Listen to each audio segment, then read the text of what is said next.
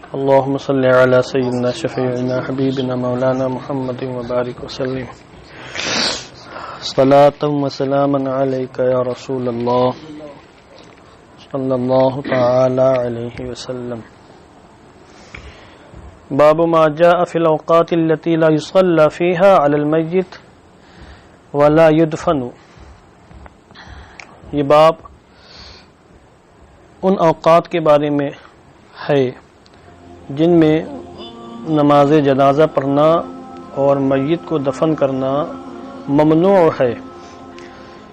یہ میں نے اس کا خلاصہ بیان کیا ہے ترجمے کا، معنی خیز ترجمہ جس کو بولتے ہیں، اور آپ لفظی ترجمہ بھی کر سکتے ہیں. یہ باب ان اوقات کے بارے میں آیا ہے جن میں نماز جنازہ نہ پڑھی جائے، ولا يدفن، اور نہ ہی میت کو دفنایا جائے. وہی اوقات ثلاثہ مکروہہ جس کو آپ عرف عام میں طلوع شمس کا وقت، غروب شمس اور زوال شمس کا وقت کہتے ہیں. ان اوقات ثلاثہ مکروہہ میں ہر قسم کی نماز پڑھنا مکروہ تحریمی ہے. ٹھیک نا، پڑھنے کی اجازت نہیں، مکروہ تحریمی ہے. اور ان تین اوقات کے علاوہ دو وقت اور ہیں جن میں خاص نفلی نماز پڑھنا مکروہ ہے. ایک تو صبح صادق کے بعد سے لے کر طلوع شمس تک کا وقت کہ فجر کی دو سنتوں کے علاوہ کوئی اور سنت یا نفل نہ پڑھی جائے، اور پھر عصر کی نماز کے بعد. ان نوافل کے لیے وقت مکروہ ہے. باقی ان دونوں وقتوں میں فرائض کی جو قضا کی جا سکتی ہے، قضاء عمری ادا کی جا سکتی ہے، کوئی حرج کی بات نہیں ہے. اور جو تین وقت ہیں ان میں مطلقاً ہر قسم کی نماز، حتیٰ کہ نماز جنازہ بھی منع ہے، مکروہ تحریمی ہے. اسی کا یہ باب ہے، مگر اس میں تھوڑی سی تفصیل ہے. نماز جنازہ ان تین وقتوں میں اس وقت مکروہ تحریمی ہے جبکہ وہ پہلے سے ریڈی ہو چکا ہو، اور پھر ریڈی ہو جانے کے بعد ان وقتوں میں اس کو پڑھا جائے. مگر اگر جنازہ خاص اسی وقت میں تیار ہوا ہے، غسل اور تجہیز و تکفین اسی وقت میں ہوئی ہے، تو پھر جو ہے پڑھ سکتے ہیں. پڑھنا واجب نہیں، پڑھ سکتے ہیں. بہتر یہ ہے کہ تھوڑا سا اور مؤخر کریں تاکہ وقت مکروہ ختم ہو جائے. اس کی ایک مثال دیتا ہوں میں آپ کو. جیسے ان اوقات ثلاثہ مکروہہ میں سجدہ تلاوت کرنا مکروہ ہے، مکروہ تحریمی ہے. مگر اگر کسی نے انہی اوقات ثلاثہ مکروہہ میں آیت سجدہ پڑھی، آیت سجدہ کی تلاوت کی، تو خاص یہ سجدہ اس وقت میں بلا کراہت جائز ہے. بہتر یہ کہ تھوڑا سا لیٹ مؤخر کر کے بعد میں کر لیں. مگر اگر کر لیا تو جائز ہے، چونکہ سبب وجوب اسی وقت میں پایا گیا. جس طرح نماز جنازہ کا سبب وجوب میت کا حاضر ہونا ہے، اس کی تیاری مکمل ہونا ہے، تو جب تیاری مکمل ہو گئی تو سبب وجوب وقت مکروہی میں پایا گیا، لہذا اس وقت میں ادا کی جا سکتی ہے. مگر پہلے سے اگر تیاری ہو چکی ہے تو پھر وقت مکروہ میں پڑھنا مکروہ تحریمی ہے. اور جہاں تک تدفین کی بات ہے، تو اگر ایسی کوئی شدید حاجت نہ ہو اس وقت تدفین کی، تو پھر اس کو بھی مؤخر کیا جائے گا بعد میں، وقت مکروہ کے بعد. مگر اگر کوئی ایسی حاجت متحقق ہو گئی ہے تدفین کی، تو پھر اسی وقت دفن کر دیا جائے گرچہ وقت مکروہ ہو.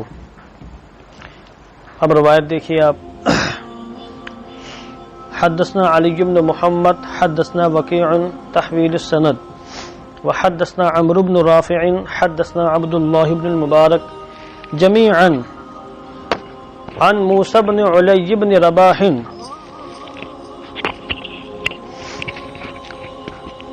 یہ علی ہے، علی نہیں ہے، اس لیے اعرابی واضح کر دیا کاتب نے.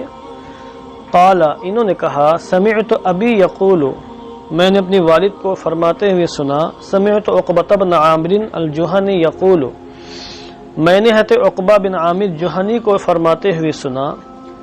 3 ساعات کان رسول اللہ صلی اللہ علیہ وسلم ینہانا ان نصلی فیہن او نقبر یا او نقبر فیہن، کلاہما صحیح من ضربہ و نصرہ. آپ دونوں سے پڑھ سکتے ہیں اس کو، قبر یقبرو قبر یقبرو. حضور نے فرمایا، میں نے حضور علیہ السلام کو فرماتے ہوئے سنا کہ اللہ کے رسول نہیں، میں نے عقبہ بن عامر کو فرماتے ہوئے سنا کہ رسول پاک صلی اللہ تعالی علیہ وسلم 3 وقتوں میں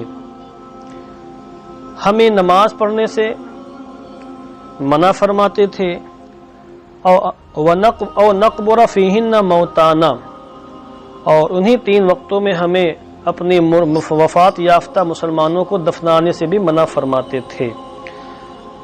تو 3 وقت میں حضور نماز پڑھنے سے بھی اس میں تمام نمازیں داخل ہو گئیں، نماز جنازہ بھی اس میں شامل ہے، اور انہی 3 وقتوں میں موتانا، ہمیں اپنے مردوں کو دفنانے سے بھی حضور منع فرمایا کرتے تھے۔ اب ہینا سے ان 3 وقتوں کی وضاحت۔ ہینا تطلع الشمس بازغۃ، جس وقت سورج طلوع ہو، اس کا ترجمہ ہوگا طلع یطلع، طلوع ہونا، بازغہ کا معنی بھی وہی ہوتا ہے۔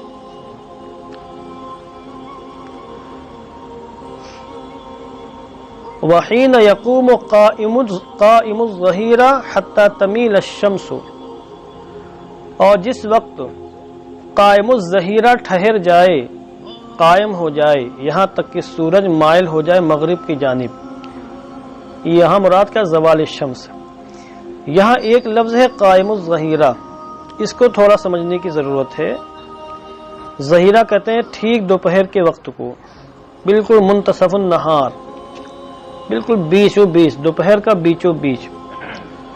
اور قائم کہتے ہیں ٹھہرنے والے، کھڑے ہونے والے کو۔ اور قام یقوم کا معنی جانتے ہیں، ٹھہرنا، کھڑا ہونا، رک جانا، یہ قائم کا معنی ہے۔ تو لفظی ترجمہ تو یہ ہوگا جس وقت قائم الظہیرہ ٹھہر جائے، یہاں تک کہ آفتاب مائل ہو جائے مغرب کی جانب، غروب کی جانب۔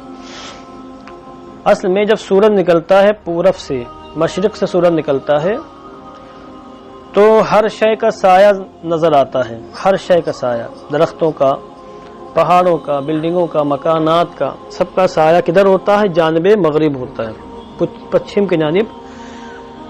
اور جیسے جیسے سورج بلند ہوتا ہے سایہ گھٹنے لگتا ہے، سایہ حرکت کرتے کرتے گھٹتا ہے۔ سورج جیسے جیسے بلند ہوتا ہے سایہ گھٹنے لگتا ہے، حتیٰ کہ ایک وقت وہ آتا ہے کہ لگتا ہے کہ سایہ رک گیا۔ فائے زوال، اس کو کیا بولتے ہیں؟ فائے زوال، سایہ اصلی۔ ایسا معلوم ہوتا ہے کہ سایہ رک گیا، حالانکہ رکتا نہیں ہے، اس کی حرکت سست ہو جاتی ہے، چونکہ سورج حرکت کر رہا ہے مسلسل۔ اور یہ بھی عرف عام کے لحاظ سے ہے کہ سورج کے بارے میں کہتے طلوع ہوا، غروب ہوا۔ خود انگریزی زبان میں بھی اس قسم کے الفاظ موجود ہیں جن کا ترجمہ ہوتا ہے سورج نکلا، سورج غروب ہوا۔ اب جدید سائنس یہ کہتی ہے واللہ تعالی اعلم کہ طلوع و غروب تو زمین کا ہوتا ہے، سورج کا نہیں ہوتا ہے۔ وہ یہ کہتے سورج ایک مقام پر ہے، اور اس کہکشاں میں جو بھی سیارے ستارے ہیں وہ سب سورج کا چکر لگا رہے ہیں، سمجھے آپ؟ سیدی سرکار اعلیٰ حضرت نے فرمایا کہ نہیں، زمین مرکز ہے، سورج چاند زمین کا چکر لگا رہے ہیں۔ مگر یہ ایک معمہ ہے، بھی شریعت اسلامیہ نے بھی صراحت کے ساتھ اس کی وضاحت نہیں کی ہے، اگرچہ ہمارے علماء نے استدلال کیا ہے آیت قرآنیہ سے، مگر وہ آیت قرآنیہ منصوص نہیں اس بارے میں، یعنی عبارت النص سے ثابت نہیں، اشارے وغیرہ ملتے ہیں، اجتہاد اور استنباط وغیرہ کیا گیا ہے۔ اعلیٰ حضرت نے بھی استدلال کیا ہے آیت قرآنیہ سے، وہ الگ موضوع ہے۔ اور جدید سائنس آلات کا سہارا لیتی ہے، مشینوں کا سہارا، آلات رصدیہ جن کے ذریعے وہ کائنات کا مشاہدہ کرتی ہے، وہ یہ کہتی کہ نہیں، زمین چکر میں ہے۔ اصل میں ہے یہ معمہ، جیسے ہم لوگ سمجھ رہے ہیں کہ ہم لوگ اوپر ہیں، امریکہ والے ہمارے قدموں کے نیچے ہیں، تو امریکہ والے کہتے ہیں ہم لوگ اوپر ہیں، انڈیا والے ہمارے قدموں کے نیچے ہیں۔ کائنات بنی ہی ایسا نظام بنا ہوا ہے۔ جب یہاں سے راکٹ چلتا ہے تو لگتا ہے کہ اوپر جا رہے ہیں، پھر دھیرے دھیرے یوں گھومتی ہے کائنات، اور پھر زمین اوپر آ جاتی، پھر وہ اترنے لگتے ہیں، کہیں کسی نہ کسی سیارے پر اترتے ہیں، جیسے چاند پہ اترتے ہیں مثال کے طور پر، جیسا کہ لوگ دعویٰ کرتے ہیں۔ زمین اگر کھودیں یہاں سے آپ، تو آپ نیچے کھودیں گے نا، فرض کرو کھودتے جا رہے چھید کرنا زمین میں، آپ کو کھودتے جا رہے ہیں کہ امریکہ میں وائٹ ہاؤس میں نکلیں گے ہم چھید کر کے، پھر جب زمین کے بالکل بیچوں بیچ مرکز میں آئیں گے پھر آپ اوپر کھودیں گے، پھر آپ نیچے نہیں کھودیں گے آپ، وہ یوں ہوگی، کھودتے کھودتے آپ پہلے نیچے کھودیں گے، پھر یہ زمین یوں ہو جائے گی، پھر آپ ادھر کھودیں گے، پھر دھیرے دھیرے اٹھے گا وہ، پھر آپ اوپر کھودنا شروع کریں، تب جا کر نکلیں گے نا امریکہ میں۔ یہ ایسا نظام بنا ہوا ہے۔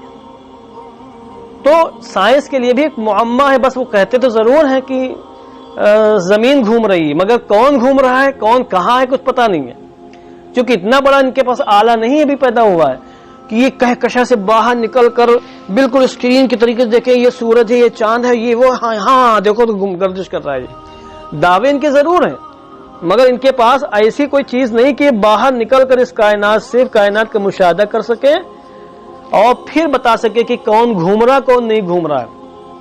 سمجھے آپ؟ فرض کرو سورج پر مخلوق ہوتی ہے کہ نہیں پتہ نہیں، اگر سورج پر مخلوق ہو، ہمارے لیے کیا سورج طلوع غروب ہو رہا ہے تو ان کے لیے زمین طلوع غروب ہو رہی ہوگی، سمجھے آپ؟ تو ایسا نظام ہی بنا ہوا ہے، کچھ معلوم نہیں ہے۔ یہ کہکشاں اتنی بڑی ہے جس میں اربوں خربوں سیارے ہیں، اور انہی میں سے ایک چاند بھی ہے، سورج بھی، زمین بھی ہے۔ یہ ضمنی بات بتا رہا ہوں خالی میں، سمجھے؟ چاند، سورج، زمین، یہ خود لاکھوں نوری سالوں پر محیط ہے۔ یہ کہکشاں چھوٹی نہیں ہے، زمین تو ایک ذرہ ناچیز کے برابر ہے اس کہکشاں میں۔ کیا بولتے ہیں کہکشاں کو انگلش میں؟ کیا بولتے ہیں؟ گیلیکسی۔ کیا پڑھا تم نے؟ گیلیکسی، ہم سے بولو، گیلیکسی بولتے ہیں۔ تو یہ لاکھوں نوری سالوں پر محیط ہے۔ اس کا مطلب یہ ہوا کہ انسان نکل نہیں سکتا کہکشاں سے۔ اب ان کے دعوے ہیں کہ ہزاروں کہکشائیں ہیں، لاکھوں کہکشائیں ہیں، اور ہماری کہکشاں کے قریب ترین جو کہکشاں ہے وہ 12 لاکھ ملین نوری سالوں پر ہے، یعنی نوری سال کی رفتار سے، نور کی رفتار سے چلے تو 12 لاکھ ملین سال لگ جائیں گے سب سے قریب والی کہکشاں میں، اور سب پہلے آسمان میں ہے۔ اتنا بڑا یہ انڈا ہے کہ ہم لوگ اسے میں سے نکل نہیں سکتے اس کے باہر۔ تو بہرحال وہ ایک معمہ ہے، اس میں بس احتیاط اسی میں ہے کہ ہمارے علماء نے جو استدلال کیا آیات قرآنی وغیرہ انہی پر اعتماد کریں۔ ہمارے علماء قابل اعتماد ہیں، ان کے پاس علم تھا، علم لدنی بھی تھا، سب کچھ تھا، اور یہ سائنٹسٹ وغیرہ ان کی باتوں پر اعتبار کرنے یہ سب دل بدلو ہیں، کبھی کچھ بولتے کبھی کچھ بولتے ہیں، تحقیقیں بدلتی رہتی ہیں، حقیقت تک رسائی ان کے پاس نہیں ہے۔ جن کے دلوں کو اللہ نے علم معرفت سے منور کیا ہے، جن کے پاس اسرار الہیہ ہیں، ان کی باتوں پر اعتماد کرنا چاہیے۔ اس لیے بھلے سائنس نہ مانے، ہم اپنے علماء و محققین کی باتوں پر اعتماد۔ ہمارے بھانجے نے یہی ہم سے سوال کیا تھا، وہ انگلش تعلیم بہت ہائی کوالٹی کی، دینی تعلیم ہے نہیں، ایک ہی بھانجا ہمارا، بڑی بہن کا لڑکا، تو اس نے ایک بار ہم سے پوچھا، یہ اس طرح کی باتیں پوچھنی کہ سائنس تو یہ کہتی ہے اور آپ ایسا کر رہے ہیں۔ ہم نے کہا آپ بتاؤ یہ جو کہکشاں ہماری ہے گلیکسی، اس کے باہر انسان گئے ہیں کیا؟ بولے نہیں۔ ہم نے کہ اس کے باہر جاتے اور تب وہ دیکھتے ایسے ایسے کر کے اسکرین میں، اور ان کو کہتے یہ چاند ہے، سورج، یہ زمین ہے، دیکھو یہ زمین گھوم رہی ہے۔ ہم نے کہا سب ہوائی بات ان لوگوں کی، مشینوں پر، سارا سسٹم ان کا مشینوں پر ہے۔ جتنا مشین بتا رہی، کیمرے جتنا بتا رہے، کیمرے دھوکہ بھی دے سکتے ہیں، کیمرے غلط نتیجہ نکال سکتے ہیں، الگ بات ہے، صحیح نتیجہ بھی دیتے ہیں، مگر امکان ہے کہ نہیں ہے؟ تو 100% ان کی باتوں پر اعتبار نہیں کیا جا سکتا۔ بہرحال تو طلوع غروب کی بات چل رہی تھی، سورج نکلتا ہے تو سایہ کدھر ہوتا ہے؟ مغرب کی جانب ہوتا ہے، پھر سایہ گھٹتا رہتا ہے۔ ایک وقت وہ آتا ہے کہ دیکھنے والا سمجھتا ہے سورج رک گیا۔ کیوں سمجھتا ہے؟ کیونکہ سایہ رک گیا، کیونکہ سایہ کی حرکت وابستہ ہے سورج کی حرکت سے، اور جب سایہ رکا تو دیکھنے والا سمجھتا ہے کہ سورج بھی گویا کہ رک گیا، رکتا نہیں ہے، وہ سایہ بھی گھٹ رہا ہے، رکا نہیں، مگر اس کی رفتار اتنی کم ہو جاتی ہے کہ دیکھنے والا سمجھتا ہے کہ رک گیا، اور پھر سایہ ادھر ہو جاتا ہے، جانب مشرق ہو جاتا ہے، سورج کدھر ہو جاتا ہے؟ جانب مغرب ہو جاتا ہے، سایہ بیچوں بیچ، اسی کو سایہ اصلی کہا جاتا ہے، اس کی تفصیل پڑھی آپ نے شرح وقایہ میں۔ اس کے بعد سایہ ادھر ہو جاتا ہے، سورج ادھر ہو جاتا ہے۔ تو جو سایہ رک جاتا ہے بالکل منتصف النہار میں، بالکل دن کے بیچوں بیچ میں سورج جب آسمان میں پہنچتا ہے، آسمان کی سطح میں، تو پھر یہ سایہ رکتا ہے۔ اسی کو کہتے ہیں قائم الظہیرہ، اسی کو بولتے ہیں فائز زوال۔ کیا بولتے ہیں؟ فائز زوال۔ تو یہاں پر تھوڑی سی بات مقدر ہے، حتی یقوم، حین یقوم قائم الظہیرہ فی عین الناظر۔ کیا حاشیے میں دیا ہوا ہے؟ فی عین الناظر، یہاں پہ اس کا جو معنی دیا ہوا ہے حین تقوم الشمس وقت الزوال فی عین الناظر، دیکھنے والی کے نظر میں نہیں، حقیقت میں نہیں، دیکھنے والی کی نظر میں لگتا ہے کہ سورج رک گیا ہے، سایہ بھی رک گیا ہے۔ اب وقت بیان کیا جاتا ہے یہاں، جس وقت سورج طلوع ہو، طلوع ہوتے ہی وقت مکروہ شروع ہوتا ہے. اب کتنی دیر رہے گا تو بعض روایتوں میں نیزے کا ذکر آیا کہ ایک نیزہ بلند ہونے تک. ہمارے محققین نے اس کی تفصیل بیان کی تو تحقیق کر کے بیان فرمایا کہ 20 منٹ کا وقت ہوتا ہے تقریباً. یہ کتنی منٹ کا؟ 20 منٹ کا وقت ہوتا ہے. اور جس وقت فیض زوال ٹھہر جائے یہاں تک کہ سورج مائل ہو جائے غروب کی جانب, یہ وقت زوال ہے. یہ بھی گھٹتا بڑھتا رہتا ہے. ابھی آپ جا کے دیکھ لیں گے, اس میں پتہ چل جائے گا کہ اس وقت کب سے کب تک رہتا ہے وقت زوال. ساری چیزیں ہماری نظروں کے سامنے ہیں. وحینا تضیف للغروب, یہ ضافہ ضیفوں سے ضیفن سے بھی پڑھ سکتے ہیں آپ, اور تضیف یا تضیف تقبل تقبلوں سے بھی پڑھ سکتے ہیں, دونوں کا معنی تو مائل ہونا. اور جس وقت سورج غروب کے لیے مائل ہو جائے حتی تغربا, یہاں تک کہ وہ غروب ہو جائے. تو طلوع شمس اور غروب شمس اور زوال شمس یہ مخصوص اوقات ہیں جن میں نماز جنازہ پڑھنا مکروہ تحریمی ہے. حدثنا محمد بن الصباح انبأ يحيى بن اليمان عن منهال بن خلیفہ عن عطاء عن ابن عباس ان رسول اللہ صلی اللہ علیہ وسلم ادخل رجلا قبره لیلا واسرج في قبره.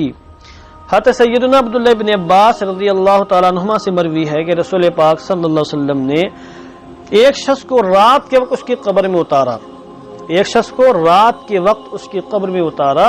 وَأَسْرَجَ فِي قَبْرِهِ, اور قبر کے آس پاس یا قبر میں حضور نے چراغ بھی روشن کیا اجالا کرنے کے لیے. ویسے تو قبرستان کے اندر چراغ وغیرہ جلانا منع ہے, مگر جہاں شرعی حاجت متحقق ہو جائے تو پھر جائز ہے. اس زمانے میں لائٹ وغیرہ کا انتظام نہیں تھا, رات تاریک رہی ہوگی, اجالے کی حاجت تھی تو حضور نے اجالا کرنے کے لیے چراغ روشن فرمایا. تو یہ ایک حاجت تھی, اس وجہ سے ایسا کیا. تو یہ بھی معلوم ہے کہ رات میں تدفین کا عمل جائز ہے, کوئی مسئلہ نہیں. بعض روایتوں میں منع کیا گیا ہے تو پریشانی کے پیش نظر, کیونکہ رات میں دقتیں ہوتی, پریشانی ہوتی, اس زمانے میں اندھیرے رہا کرتے تھے اور ایسی کوئی سہولت نہیں تھی, تو رات میں چونکہ دشواریاں تھیں تو اس لیے قصداً تاخیر نہ کی جائے. رات میں لوگ نہ دفنیں اس لیے منع فرما دیا. مگر اگر جنازہ رات ہی میں تیار ہوا ہے اور رات میں تدفین کرنے کی ایسی حاجت ہے, مثلا لوگ جانے والے ہیں, دور دراز سے آئے ہوئے ہیں اور وہ انتظار نہیں کر پائیں گے صبح کا, تو رات ہی میں تدفین کر دی جائے, کوئی مسئلہ نہیں ہے. اور آج تو اس زمانے میں کوئی مسئلہ ہی نہیں رہ گیا. بمبئی جیسی دنیا میں رات دن سب برابر ہیں, بلکہ الٹا قلب موضوع معکوس ہو گیا معاملہ, قلب موضوع ہو گیا. رات بن گئی دن اور دن بن گیا رات. سرکار غوث اعظم نے بہت زیادہ سونے سے منع فرمایا اور کہا جو جتنا زیادہ سوئے اتنا ہی زیادہ وہ خیر سے, اچھائیوں سے, مصلحتوں سے, منفعتوں سے غافل ہے. جس نے نیند کو اپنی بیداری پر ترجیح دے دی تو اس نے اعلیٰ پر ادنا کو ترجیح دے دی, وہ خیر سے محروم ہے. پھر اس کی بہت عمدہ مثال بیان فرمائے کہ اللہ غافل نہیں اس لیے وہ سوتا نہیں ہے, فرشتوں کو اللہ کا قرب حاصل ہے اس وجہ سے وہ سوتے نہیں ہیں. تو مطلب یہ جس کو اللہ کا جتنا قرب حاصل ہوگا نیند اتنی زیادہ کم اس کو آئے گی, اتنی زیادہ کم سوگا. اب دیکھیں طلبہ کتنا سوتے ہیں. جمعرات کا صرف جمعے کا صرف سونے کے لیے انتظار کر, جمعہ آ جائے, کیوں آ جائے, بھی سونا ہے. سال بھر کے نہیں, زندگی بھر کی نیند پوری کرنی. پھر وہ فجر میں اگر نہ اٹھائیں ہمارے مشرف صاحب, نگراں صاحب, تو پھر وہ جو سلسلہ شروع ہوتا ہے ان کا رات میں 12 بجے سے, پھر دن میں 12 بجے تک سوتے رہتے ہیں, 10 بجے 11 بجے 9 بجے تک سوتے رہتے ہیں. یہ بہت افسوسناک صورتحال ہے بچوں کی. اتنا زیادہ سوتے ہیں, کتنا سوئیں گے آخر, سونے ہی کے لیے پیدا ہوئے ہیں کیا؟ زیادہ سونے والے زیادہ غافل ہیں, جو زیادہ سوئے وہ رب کی رحمت سے اتنا ہی محروم ہے اور رب کے قرب سے اتنا ہی وہ دور ہے. اس لیے حضور علیہ السلام نے بہت کم نیند اختیار فرمایا, بھی اس لیے کہ امت کو سونے کا سلیقہ آ جائے, پتہ چل جائے کہ سویا بھی جاتا ہے. ورنہ حضور تو شب بیداری کرنے والے تھے, اور اللہ نے فرمایا میں قم اللیل الا قلیلا, رات میں قیام فرمایا مگر تھوڑا سو بھی لیا کریں. یعنی ابتدان حضور نے رات بھر قیام فرمایا, عبادتیں فرمائی, مگر اللہ نے سونے کا حکم دیا تو اس وجہ سے سوئے بھی ہیں حضور. مگر کوئی بھی ایک روایت ایسی نہیں پیش کی جا سکتی جس میں یہ آیا کہ حضور نے تہجد کے بعد کبھی آرام فرماؤ یا آپ سوئے ہوں, فجر کے بعد آپ سوئے ہوں, کبھی نہیں. ہم سو رہے ہیں اس لیے کہ ہم حضور کی تعلیمات سے بہت دور ہیں. مسلمان, پوری دنیا کے مسلمان سو رہے ہیں.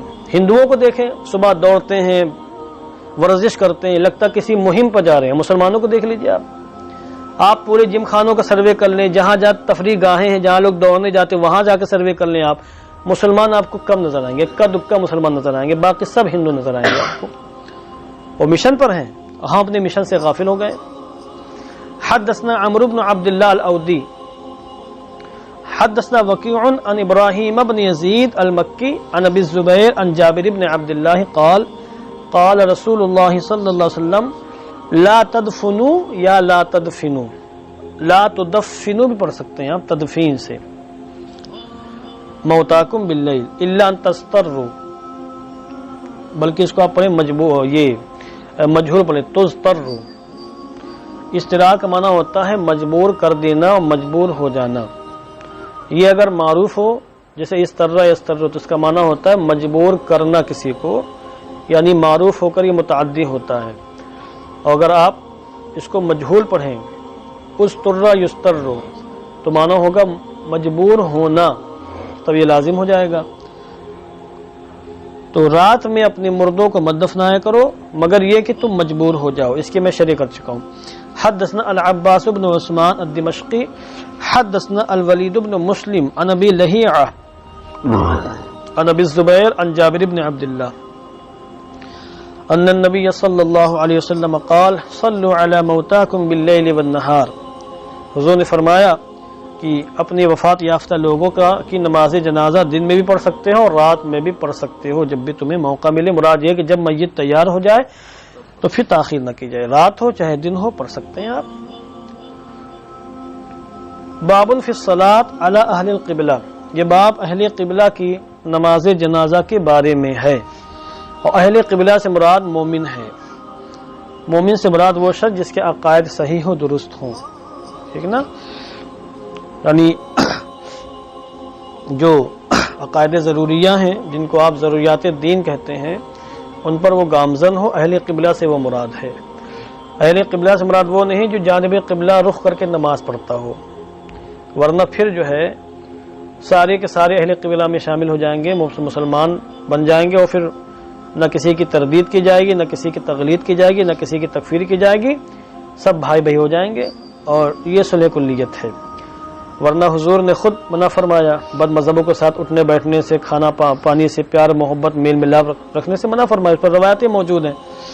تو اس لیے یہاں سے اہل قبلہ سے مراد مومنین ہیں، اور اس عنوان باب کو قائم کر کے امام ابن ماجہ نے عبداللہ ابن ابی والی روایت کو یہاں بیان کیا ہے، جس میں حضور نے اس کی نماز جنازہ پڑھی تھی مگر اللہ نے بعد میں منع فرما دیا، تو کوئی اس سے استدلال نہیں کر سکتے۔ تو حضور نے پڑھی نماز اہل قبلہ کی، اس بدبخت کی جو راس المنافقین تھا جس کو سب جانتے تھے، پھر بھی حضور نے پڑھی ہے، لہذا ہم بھی پڑھیں گے وہابیوں کی نماز، بد مذہبوں کی نماز، تو اس کا جواب دیں گے ولا تصلی علی احد منهم مات ولا تقم علی قبری، بھی تو آیا ہے، اللہ نے منع فرما دیا۔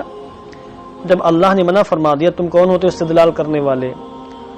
تو اس لیے حدیث پاک دیکھیں۔ اب سوال یہ ہے کہ حضور نے اس کا جنازہ کیوں پڑھایا، تو پہلے آپ حدیث دیکھ لیں، پھر انشاءاللہ اس کو واضح کیا جائے گا۔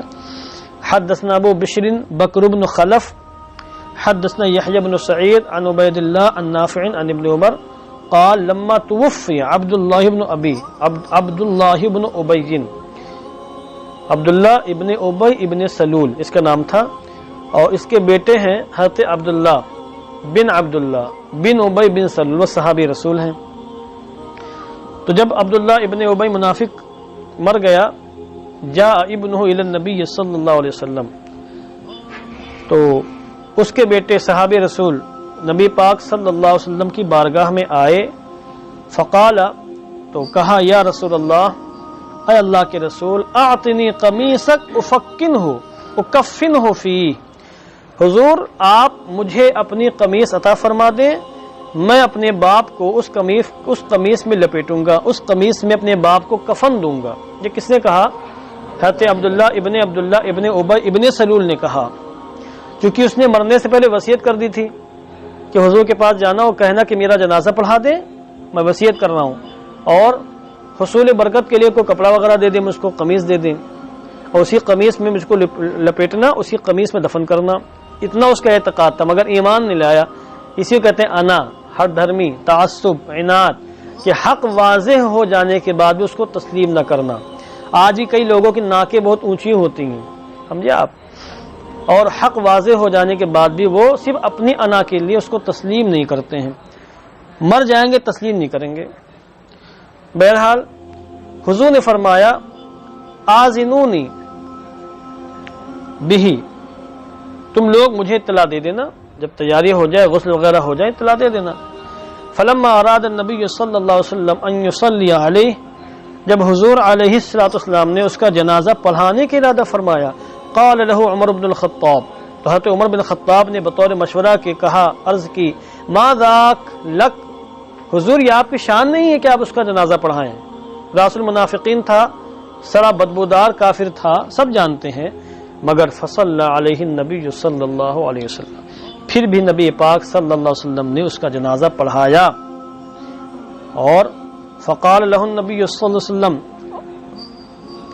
اور پھر حضور نے ان سے کہا، عمر فاروق اعظم سے کہا، انا بین خیرتین استغفر لهم او لا تستغفر لهم، اللہ نے فرمایا نا حضور سے، استغفر لهم او لا تستغفر لهم، حضور نے فرمایا مجھے دو چیزوں کے درمیان اختیار دیا گیا کہ میں استغفار کروں یا ان کے لیے، حضور اللہ نے فرمایا تم استغفار کرو یا استغفار نہ کرو، تو میں نے استغفار کو اختیار کر لیا، چونکہ نماز جنازہ میں استغفار ہی ہوتی ہے۔ فانزل اللہ سبحانہ، تو جب نماز جنازہ پڑھا چکے تو اللہ سبحانہ وتعالی نے یہ آیت کریمہ نازل فرمائی، ولا تصلی علی احد منهم مات ابدا ولا تقم علی قبرہ، کھڑے ہونے سے بھی منع فرما دیا کہ ان میں سے کوئی شخص مر جائے تو کبھی بھی ان کے نماز جنازہ نہ پڑھائیں اور نہ ہی ان کے قبر کے پاس کھڑے ہوں۔